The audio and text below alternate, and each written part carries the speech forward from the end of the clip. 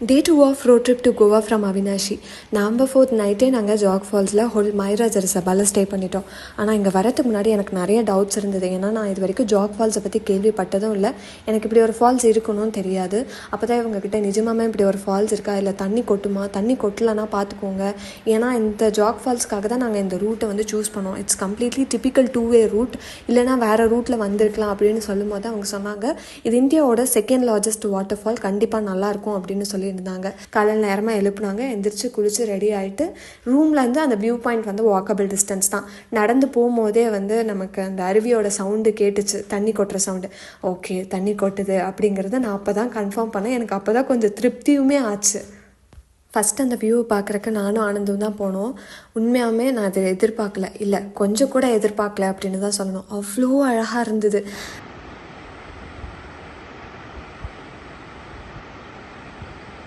இத்தனைக்கும் இது ஆஃப் சீசன்னு சொன்னாங்க. சீசன் டைமில் எப்படி இருந்திருக்குமோ எனக்கு தெரியல. இதுலேயே வந்து எனக்கு அங்கேருந்து வரத்துக்கே மனசு வரல அப்படின்னு சொல்லணும். அவ்வளோ ரிலாக்ஸ்டாக பீஸ்ஃபுல்லாக அந்த அருவி கொட்டுற சவுண்டு, அப்புறம் அந்த மேகமூட்டம் அவ்வளோ சூப்பராக இருந்துச்சுங்க. ரொம்ப என்ஜாய் பண்ணேன் நான். அப்போ தான் தேவையில்லாமல் இந்த பயபலையை சந்தேகப்பட்டுட்டோமோ நாம் அப்படின்ற மாதிரி இருந்தது. அதில் வந்து கிட்டத்தட்ட 4 அருவி கொட்டுதுங்க. அதுக்கு வந்து தனித்தனி பேர் இருக்குது. ராஜா, ராணி, ரோரர், ராக்கெட் அப்படின்னு வந்து சொல்கிறாங்க. ரொம்ப நல்லா இருந்தது. அதுக்கப்புறம் டாடி மம்மி வந்தாங்க. கொஞ்சம் நேரம் வந்து ஃபோட்டோஸ் எடுத்தோம், வீடியோஸ் எடுத்தோம். கொஞ்சம் நேரம் டைம் ஸ்பெண்ட் பண்ணிவிட்டு மார்னிங் பிரேக்ஃபாஸ்ட் அங்கேயே தான் சாப்பிட்டோம். பிரேக்ஃபாஸ்ட்டும் நல்லா இருந்தது. சாப்பிட்டுட்டு அடுத்த டெஸ்டினேஷனுக்கு ரூம் எல்லாம் வெக்கேட் பண்ணிவிட்டு கிளம்பியாச்சுங்க. இன்னொரு முக்கியமான இன்ஃபர்மேஷன், நீங்கள் ஹோட்டல் மைரா ஜெருசபாலில் ரூம் புக் பண்ணிவிட்டு நைட் டைம் வரீங்க அப்படின்னா நீங்கள் உள்ளே என்ட்ரு ஆகிறதுக்கு முன்னாடி கேட்லேயே வந்து செக்யூரிட்டி கார்ட்ஸ் வந்து இங்கே ரூம் புக் பண்ணியிருக்கீங்களா என்ன ஏதுங்கிற கன்ஃபர்மேஷன் ஃபுல்லாக கம்ப்ளீட்டாக செக் பண்ணிட்டு தான் உங்களை உள்ளேயே விடுவாங்க. பகல் டைமில் எப்படிங்கிறது தெரியல. ஸோ அன்டைமில் வரீங்க அப்படின்னா கண்டிப்பாக இதை நீங்கள் தெரிஞ்சுக்கணும். நான் ஜாக் ஃபால்ஸ் வந்து கண்டிப்பாக மஸ்ட் விசிட் பிளேஸ் அப்படின்னு தான் சொல்லுவேன். அதுவும் ஏர்லி மார்னிங் டைம் பீரியடில் நீங்கள் போய் பார்க்குறது வந்து அவ்வளோ சூப்பராக இருக்கும். அவங்க ப்ராப்பராக ரெஸ்பாண்ட் பண்ணாததோ, ரூம் சுமாராக இருந்ததோ, இதெல்லாம் வந்து அந்த ஃபால்ஸை பார்க்கும்போது எனக்கு பெருசாகவே தெரியல. ஒர்த்து வருமா அப்படிங்கிற மாதிரி தான் இருந்துச்சு. ஸோ அந்த சந்தோஷத்தோட மார்னிங் பிரேக்ஃபாஸ்ட்டையும் திருப்தியாக சாப்பிட்டுட்டு அடுத்த டெஸ்டினேஷனுக்கு கிளம்பியாச்சு. இப்போ வரைக்கும் கோவான்னு தான் சொல்கிறீங்க. நான் கோவா கண்ணில் காட்டின பாட்டை காணமேன்னு நினைக்காதீங்க.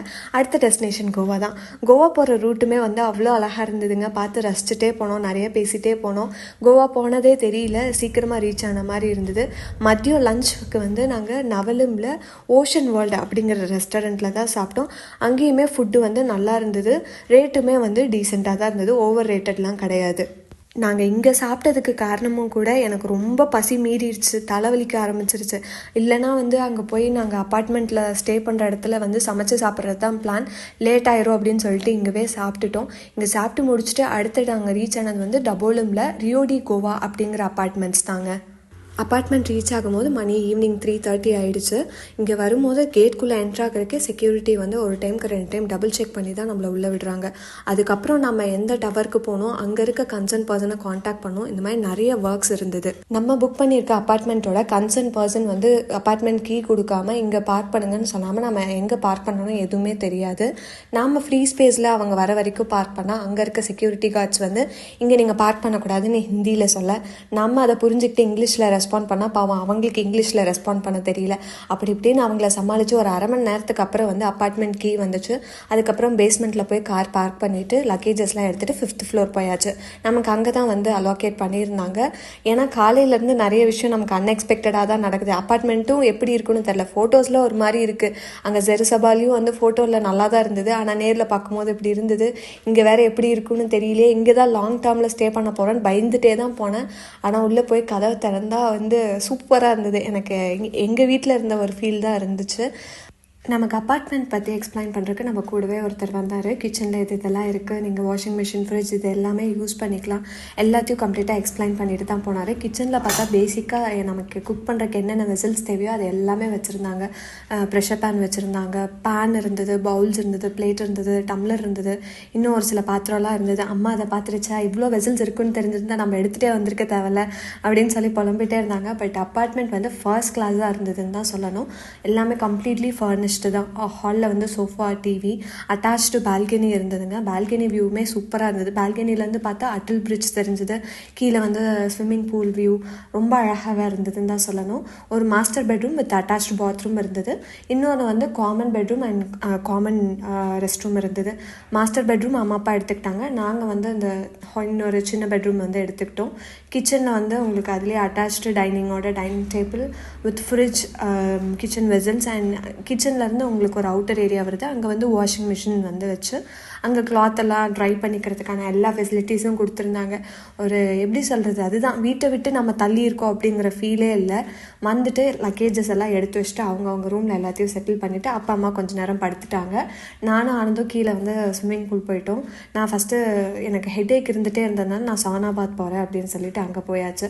ஆனந்த் வந்து கொஞ்ச நேரம் ஸ்விம்மிங் பூலில் டைம் ஸ்பெண்ட் பண்ணாங்க. நானும் கொஞ்ச நேரம் அங்கே உட்காந்துட்டு இருந்துட்டு நைட்டு ரூமுக்கு அப்படியே வந்தாச்சு. அந்த அன்றைக்கி ஈவினிங் நாங்கள் எங்கேயும் வெளியில் போகலாம் பிளான் பண்ணல. பிகாஸ் இந்த அப்பார்ட்மெண்ட் எக்ஸ்ப்ளோர் பண்ணுறதுக்கே எங்களுக்கு கொஞ்சம் டைம் தேவைப்பட்டுச்சு. அதுக்கப்புறம் நைட்டு டின்னர் ப்ரிப்பேர் பண்ணுறதுக்கு வெஜிடபிள்ஸ் வேணும்னு சொல்லி ஆனந்தையும் அப்பாவையும் தாட்டி விட்டுட்டோம்.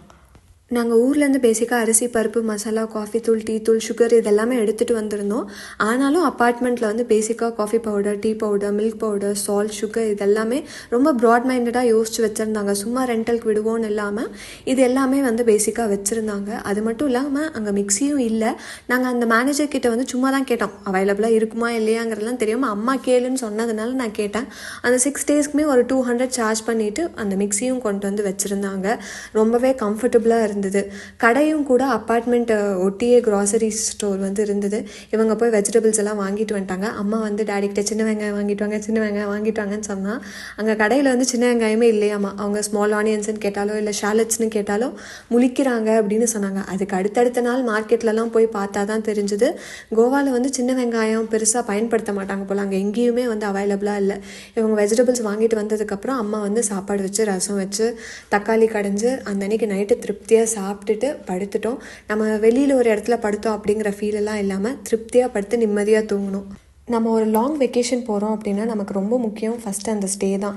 இந்த ஸ்டே வந்து எங்களுக்கு இந்த இடத்துல ரொம்ப அழகாக அமைஞ்சதுன்னு தான் சொல்லணும். ஏன்னா எங்களுக்கு வந்து லாங்குவேஜ் பிரச்சனைங்கிறது பெருசாக தெரியல. வெளியில் தங்குறோம், ஐயோ செக்யூரிட்டி எப்படி இருக்குமோ அதெல்லாம் எதுவுமே ஃபீல் ஆகலை. நம்ம வீட்டில் எப்படி இருந்தால் இருப்போமோ அப்படி தான் எங்களுக்கு ஃபீல் ஆச்சு. ரொம்ப அமைதியாக இருந்தது. யாரையும் டிஸ்டர்ப் பண்ண மாட்டாங்க. எந்த ஒரு அனாவசிய சத்தமும் இருக்காது. ரொம்ப பீஸ்ஃபுல்லாக மனசுக்கு நிறைவாக இருந்தது. ஸோ அந்த டேவை வந்து நிறைவாக முடிச்சுட்டு அடுத்தடுத்த டேக்கு வந்து என்னென்ன பிளான் பண்ணோம் அப்படிங்கிறது டே 3ல் பார்க்கலாம். தேங்க்யூ ஃபார் வாட்சிங். பாய்.